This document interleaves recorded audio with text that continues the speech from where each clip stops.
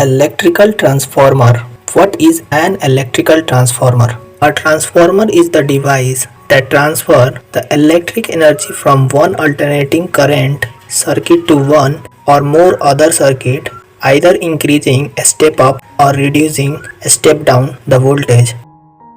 But why do you need transformer? The large-scale transmission and distribution of electrical energy over a long distance is done with the use of transformer. Here we have two very basic equations of power and heat loss. In the equation of power, it is evident that is the voltage increase then the current decreases, and if the current decreases the heat loss also decreases. If we want to transmit the power P to a long range through wire of resistance R, in this case it became too necessary to transmit power at high voltage so that the current is lower. Lower the current, lower will be heat losses and efficient will be power transmission.